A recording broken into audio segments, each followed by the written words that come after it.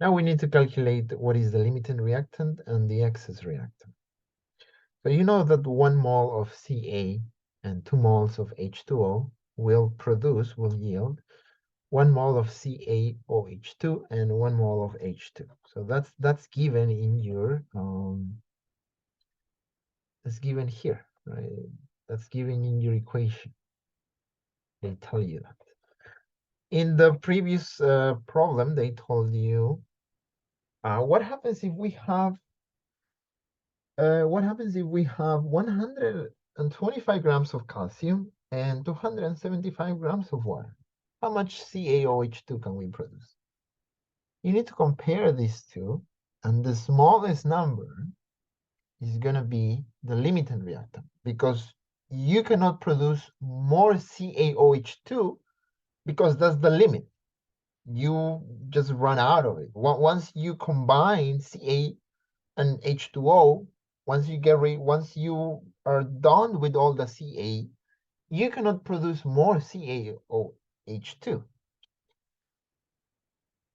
So let's put the numbers from before. The numbers that we got were sorry, where were the numbers? 125 grams of Ca will produce 231.25 grams of CaOH2. And the other one will be, the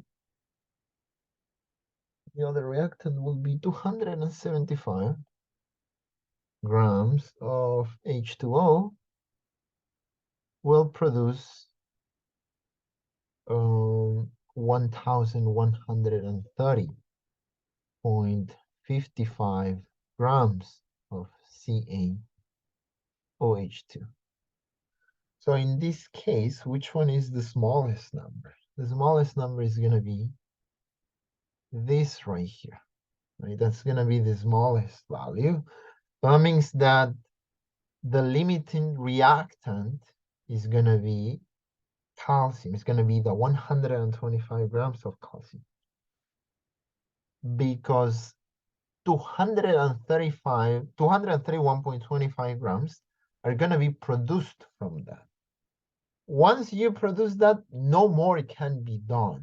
It's like it's usually the example that most teachers use and mostly everybody uses is, let's suppose you have, I don't know, let's suppose you want to make a sandwich, right?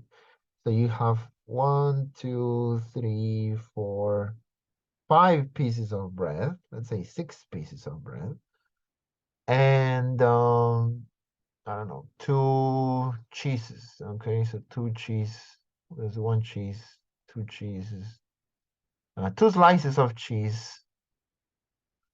Let's say 2 slices of cheese. So which one is the limiting reactant in this case? The limiting reactant is going to be the cheese, because you have less of that. You can make one sandwich with this, and you can make one sandwich with this. But what about this? Well, there's no more cheese, right? There's no more cheese. There's no more cheese. So what can we do? We cannot make more sandwiches, more cheese sandwiches, because we run out of cheese. The cheese is what limits the amount of sandwiches that we can make, similar to how the calcium limits how much CaOH2 we can make. That's how you can think of limiting reactant and excess reactant. So the limiting reactant is going to be calcium, right? Because that is, once you run out of calcium, that's it. You cannot generate more CaOH2. And the excess reactant is going to be the other one, which is going to be H2O. And the theoretical yield is going to be what is the maximum amount that you can make. The maximum amount that you can make with 125 grams of calcium is gonna be 231.25 grams of CaOH2. I think of this like with the sandwich, right? So what is the limiting reactant? The cheese is the limiting reactant because that's gonna limit the amount of sandwiches that you can make. What is the excess? You have an excess of bread, of slices of bread.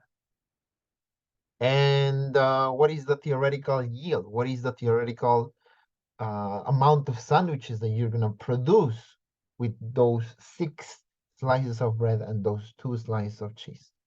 Well, you're gonna produce one sandwich, right? One sandwich. And with this, you're gonna produce another sandwich. So those are the slices of cheese, of bread, and this is the cheese in between. Right? I'm not the best artist, but you get the idea, right? So the yield is gonna be two sandwiches. So this is the idea that you should, this is the idea for limiting reactants, and this is how you should think about it. The reactant is gonna be the minimum amount that you, the minimum value that you're gonna get in order to produce something, in this case, COH2. And the excess is the biggest number because you have excess of them. Okay, and the theoretical yield is going to be the amount that you're going to make with that limiting reactant.